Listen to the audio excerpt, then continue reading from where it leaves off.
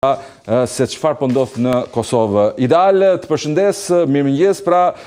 rezultatet e balotazhit sot janë një test i jashtëzakonshëm ku pritet të ndikojnë ndjeshëm apo jo në artën politike të Kosovës. Përshëndetje edhe për ju, po pa dyshim që rezultatet e balotazhit do t'jenë edhe një tregues i qartë jo vetëm për shtrirjen territoriale që do të kenë partitë, por për faktin edhe se në lojë apo se në garë janë komunat kryesore që ju edhe përmendet pak më parë dhe me mundësinë tash më shumë të madhe që do të kemi edhe zgjedhje të parakohshme parlamentare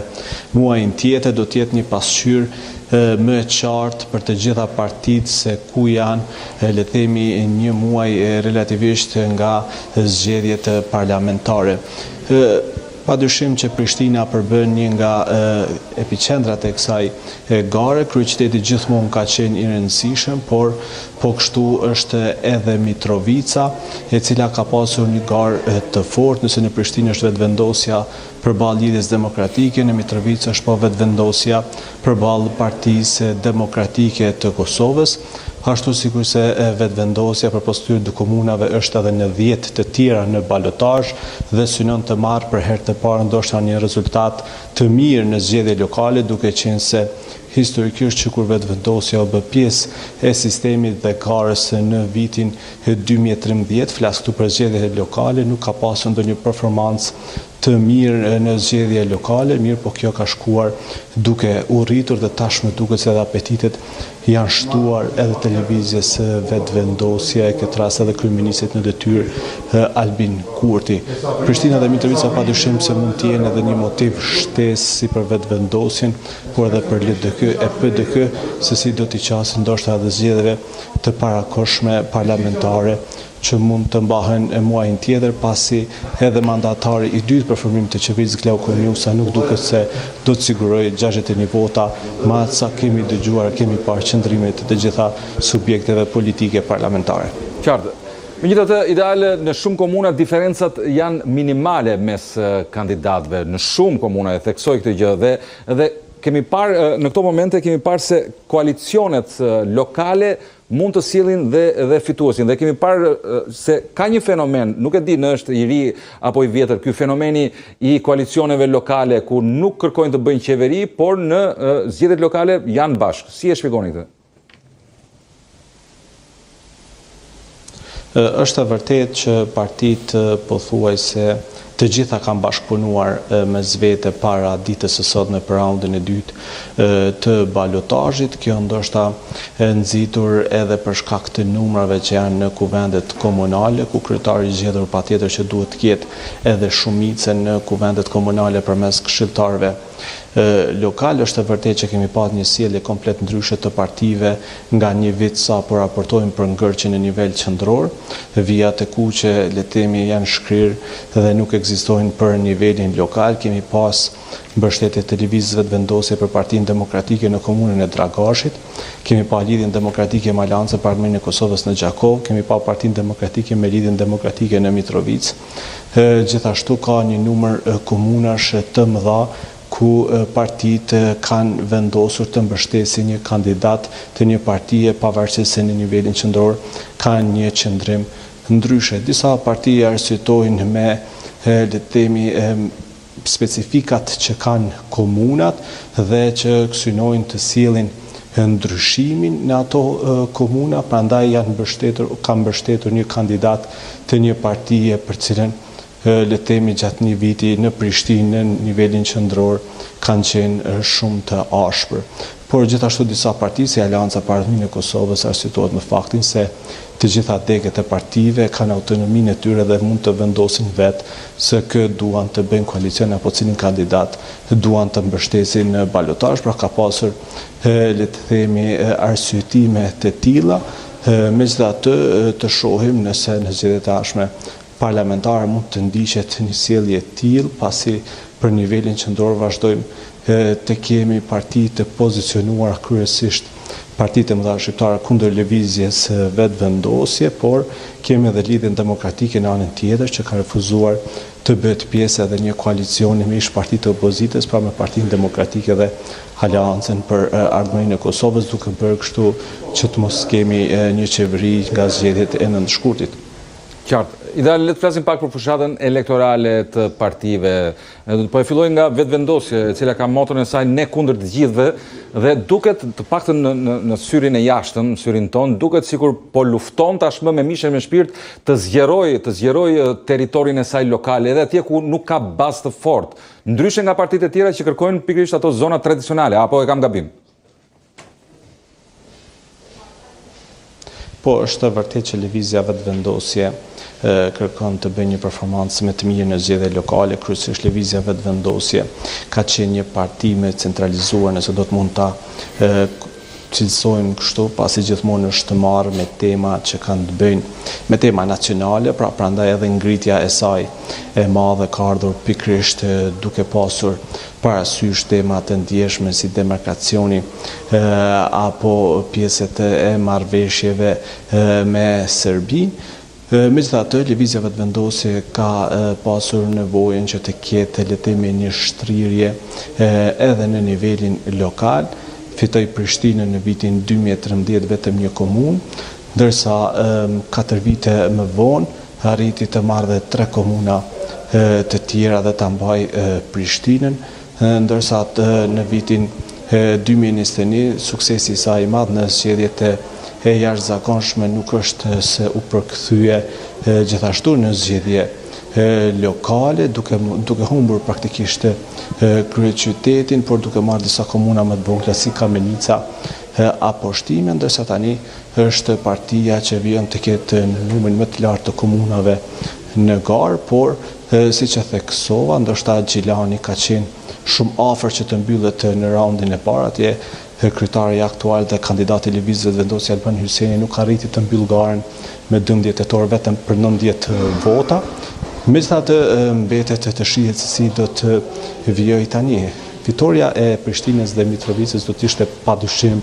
shumë rëndësishme për Albin Kurtin dhe për faktin që ai ka qenë shumë i investuar sidomos në pjesën e Mitrovicës, sikurse humbja këtyre dy komunave ndoshta mund të ishte një goditje edhe për vetë zotrin Kurti, po për arsyet që përmenda, për shkak të energjisë shpenzuar gjatë gjithë mandatit e tij qeverisës për pjesën e Mitrovicës, por edhe pjesën e komunave veriore. Prandaj edhe lëvizja vetëvendosje është ose të paktën është përpjekur të pozicionohet si një parti e cila do të vazhdojë këtë punën e mirë, duke lidhur komunat me nivelin qendror, duke pasur këtu parasysh edhe le të themi apetitet e tyre për të pasur një tjetër mandat në qeverinë e Kosovës. Megjithatë, mungesa e liderëve lokal, nëse do të mund ta quajmë kështu, ndryshe nga partitë e tjera që kanë le të themi degme të konsoliduara, e ka dëmtuar ndoshta lëvizjen vetëvendosje dhe në vazhdimsi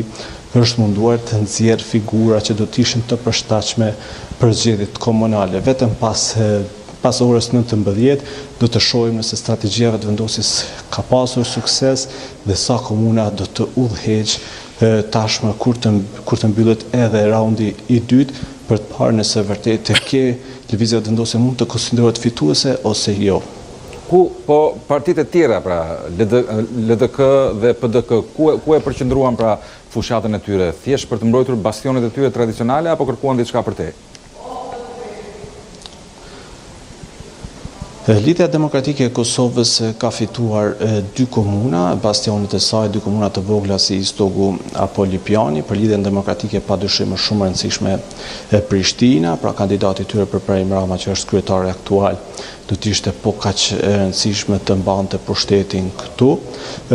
pasi kanë dalë të parët në zgjedhjet për kuvende komunale, tashmë synojnë që të mbajnë pushtetin edhe në nivel të kryetarit. Humbja e Prishtinës padyshim do të ishte një goditje për Lidhjen Demokratike, që përpos Prishtinës është në garë në balotazhet edhe në 5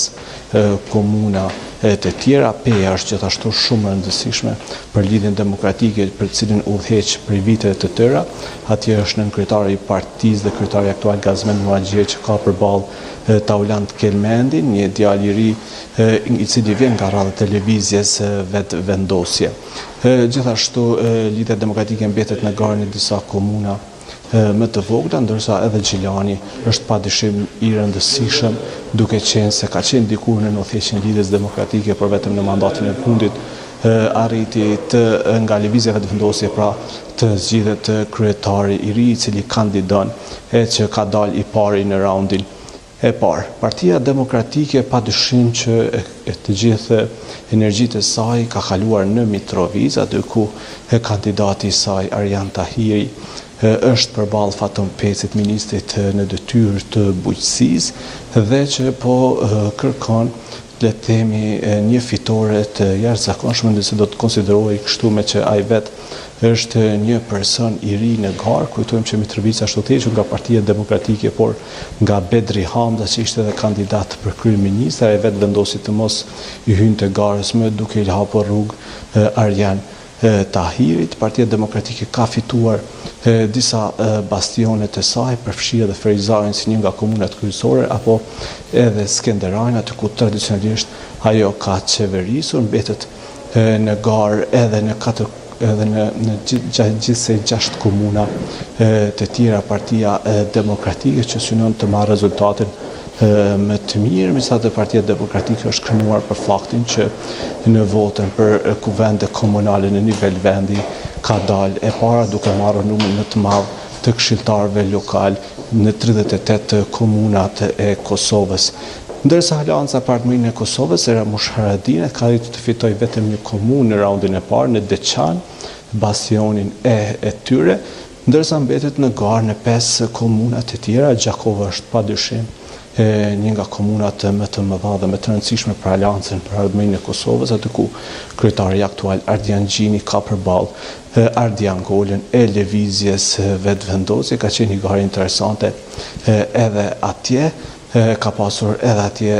marrëveshje koalicioni, gjithashtu Aleanca për Ardhmërinë e Kosovës mbetet në garë në disa komuna më të vogla si Rahoveci, Suhareka apo edhe Juniku, të cilat synon të marrë për të letemi një ripozicionim në skenën politike të Kosovës për Aleancën për Ardhmërinë e Kosovës, e cila gjithmonë ka pasur letemi vështirësi në shtrirjen e saj përpas pjesës së Dugaxhinit edhe në pjesën tjetër të Kosovës. Pra, letemi që këto partitë kryesore kanë letemi komunat ku synojnë të udhëheqin, por të shohim se sa të suksesshme do të jenë në fund të ditës. Ideal, sa i vërtet është fakti që historikisht votuesit në Kosovë kanë bërë dallimin mes zgjedhjeve vendore dhe atyre qendrore? Është e vërtet që ka ndryshuar le të themi vota që vjen në zgjedhjet lokale në ndryshim nga zgjedhjet nacionale. Kjo ndoshta lidhet edhe për faktin që në kandidatët për kryetar votohet emri i individit, pra lidhet kryesisht me emrin e individit, një figurë që mund të jetë shumë popullore në një komunë, që mund të marrë më shumë vota se sa le të themi një parti e cila ka performuar mirë në nivel nacional. Për shembull, në vitin 2021 përmendëm rastin e lëvizjes Vetvendosje që mori 51%, por pastaj i njëjti rezultat nuk u përkthye në vjeshtën e atij viti në zgjedhjet lokale. Le të themi kemi pashtu një rast të ngjashëm në zgjedhjen 9 të shkurtit ndjes, ku lëvizja Vetvendosje doli e para në 22 komuna,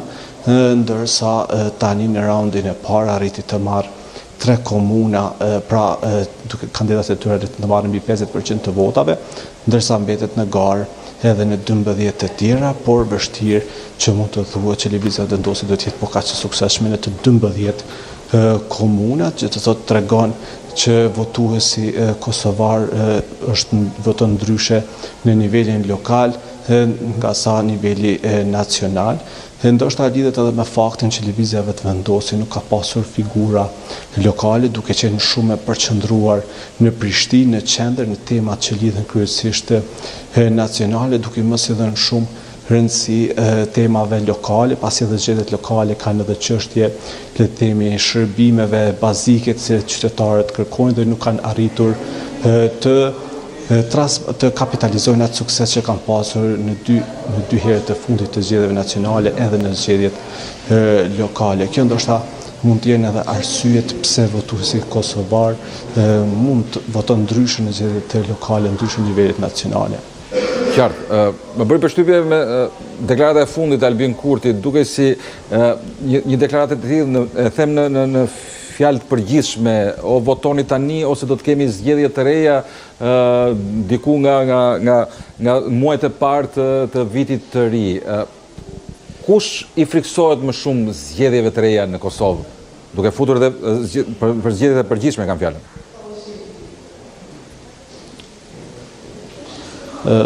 Për frikë, të paktën nuk janë shprehur ose hezitime nga asnjë